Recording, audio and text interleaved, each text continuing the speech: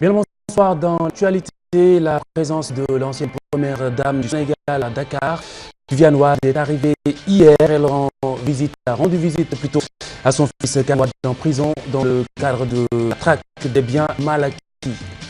La journée mondiale de lutte contre la drépanocytose, c'est sous le thème de la décision pour une meilleure prise en charge des malades. Lutte contre les inondations, les stations de pompage seront reliées au réseau électrique.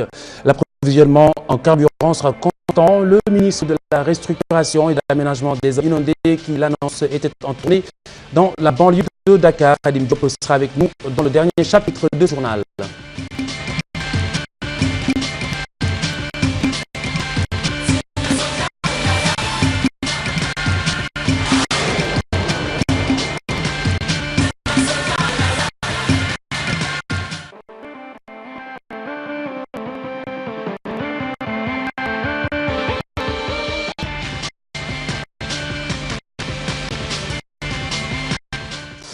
Une première dame vient de quitter la maison d'arrêt et de correction de Rebeuss. Elle s'y est rendue, mais en visiteur, Viviane Wade est arrivée de Paris hier la soirée pour prendre des nouvelles de son fils Karim Wade en prison dans le cadre de l'enquête sur les biens mal acquis. Elle se rendrait actuelle au domicile de Maître Madické Niang, l'ancien chef de la diplomatie sénégalaise, en ligne. Tala, bonsoir. Alors, retenir de ces visites de Madame. Oui, Viviane Wade arrive à la prison de 18h15. Elle est ressortie à 9h10 en compagnie de Madické Niang et Samuel Sarr, entre autres responsables libéraux, dans un cortège de 3 voitures. Quelques militants qui attendaient depuis le matin l'ont acclamé dès que les véhicules ont franchi le portail de la maison d'arrêt de correction de Rebeuss. Destination est la maison de Maître Madické Niang, où Viviane Wade est en train présentement de recevoir des militants du Parti démocratique sénégalais. Les reporters l'ont suivi jusque chez Madické Niang. Présentement, nous sommes à fin de résidence. Elle n'a fait aucune déclaration, excepté que mon fils se porte bien, je l'ai vu, et après elle s'est retirée dans les chambres, dans les salons de maison de Maître Madické Niang Khalifa Diakhaté. Elle était là. Merci. Vous avez rencontré également dans la journée l'ancien président du groupe parlementaire libéral qui a été éconduit, Doudou Wade, qui souhaitait rendre visite à Karim Wade.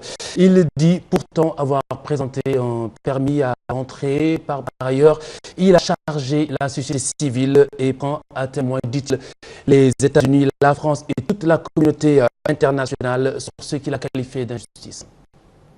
Le député Doudou Wade Sodesegon, l'ancien président du groupe parlementaire libéral, ne franchit pas le portail de la prison de Rebeuss, malgré la présentation. Voilà, donc Doudou Wade dans un instant au TFM Tala. Nous y revenons avant la fin de cette édition. Doudou Wade a été conduit devant la maison d'arrêt et de correction de Rebeuss. Il s'est rendu pour rendre visite à Karim Wade. Doudou Wade qui dit pourtant avoir présenté un permis pour rendre visite à Karim Wade. La suite de ce journal avec la journée mondiale de lutte contre la drépanocytose sous le thème cette année de la décentralisation pour une meilleure prise en charge des malades. La ville de Louga a accueilli une cérémonie officielle. Il y a eu beaucoup de questions de l'équipement des structures sanitaires régionales. Ibou Diouf, Fatou Kiné. Plus de 10% de la population sénégalaise sont drépanocytaires. Près de 1500 enfants également chaque année avec forme grave. Faire baisser la prévalence, c'est possible avec le dépistage. Je pense qu'il faut que cet effort soit maintenu pour éviter que justement les sujets qui sont porteurs du trait, qui sont AS, d'abord pour permettre à ce qu'ils reconnaissent, donc il y a un dépistage, mais aussi pour éviter qu'il y ait un mariage entre porteurs du trait. S'il y a des mariages entre ces personnes, il y a des risques de naissance de drépanocytaires, SS, SC. La journée mondiale contre la drépanocytose est célébrée sous le thème décentralisé pour mieux aider. Pour y arriver, des efforts doivent être concis. Il n'est pas normal aujourd'hui que dans les régions, il n'est pas d'outil pour diagnostiquer la maladie. Je pense qu'il y a eu beaucoup d'efforts qui ont été faits par le ministère de la Santé pour mettre à disposition dans les différentes structures hospitalières des appareils qu'on appelle l'électrophorèse de l'hémoglobine. Je constate qu'il y a encore dans certaines régions où ces appareils ne fonctionnent pas. La meilleure prise en charge de la drépanocytose nécessite une approche multisectorielle. La drépanocytose, c'est aussi une maladie sociale. Il faut que les patients drépanocytaires puissent avoir accès aux services de soins.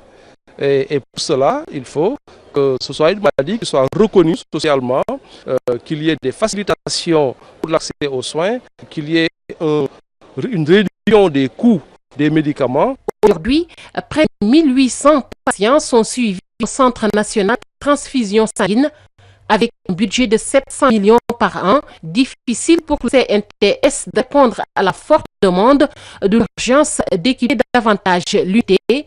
En fait de même pour le centre Albert Royer où sont pris en charge les enfants.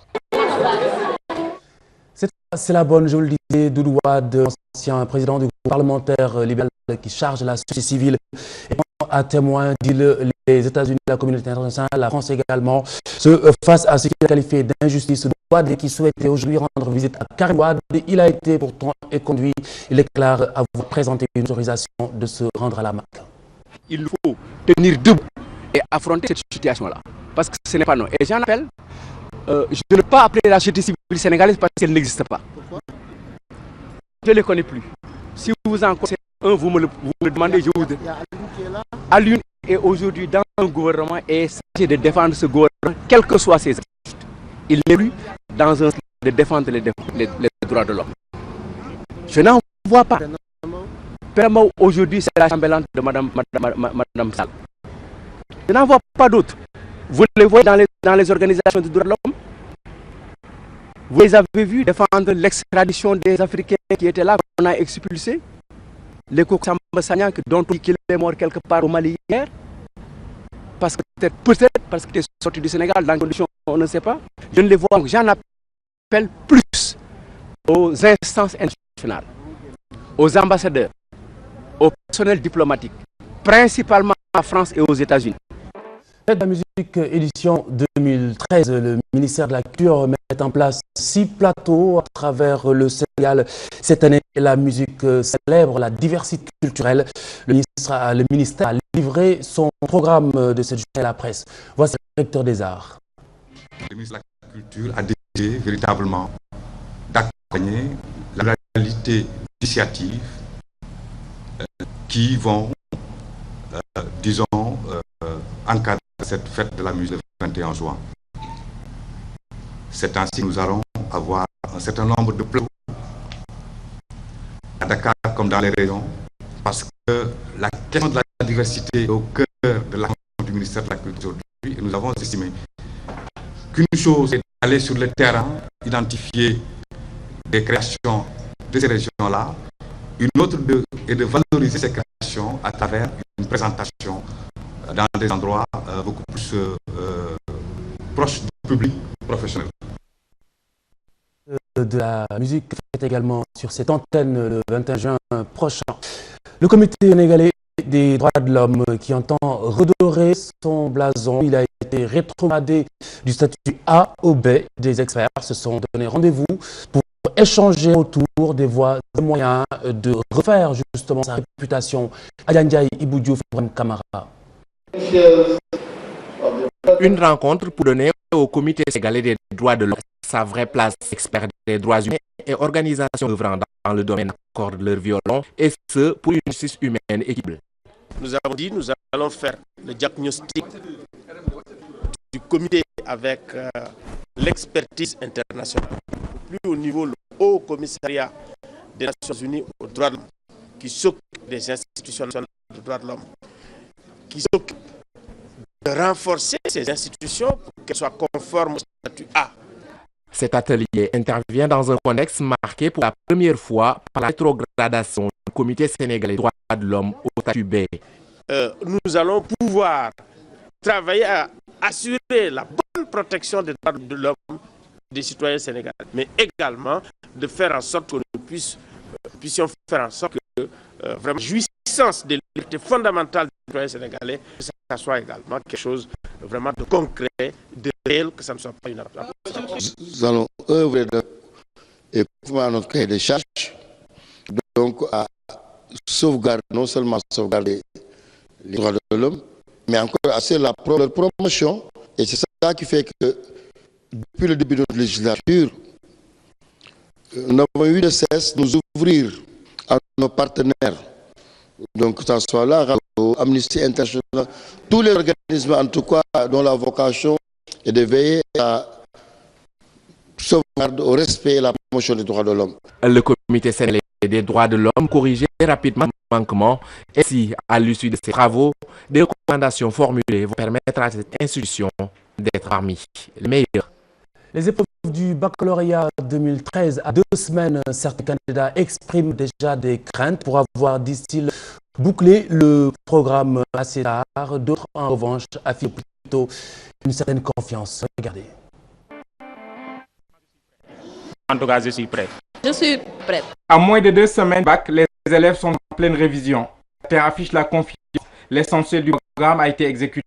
Cette année scolaire a connu moins de préparations que les précédentes. Oui, on peut dire que l'essentiel, on l'a fait quand même. Par rapport à l'année dernière, on n'a pas assez de... Peut-être aussi que c'est l'histoire qui nous inquiète un peu, vu que le coefficient est un peu élevé. Voilà quoi. Et nous avons fait l'essentiel avec nos profs. Mais cette année-là, il n'y a pas de grève, mais il y a de perturbations. À l'opposé d'Olida Souza et Sebba, d'autres élèves n'ont pas cette chance.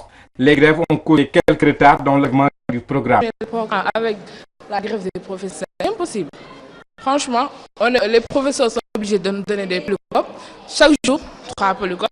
Comment faire d'ici 2 semaines d'examen, d'apprendre des leçons révisées? C'est pas facile du tout. La pression, une question qui divise. Certains sont sans stress, d'autres sous pression. On n'a pas beaucoup de pression, sauf qu'on aimerait que ça se fasse. Mais ça va. Les gens, oui, on va dire il n'y a pas de pression, mais on gère en tout cas. Donc, on doit aller faire l'examen normalement. Donc, il y a pression jusque-là, peut-être après. Plus de 107 000 candidats pour cette session du bac qui démarre le 2 juillet et pourtant le grand cadre des syndicats d'enseignants menace de boycotter les examens.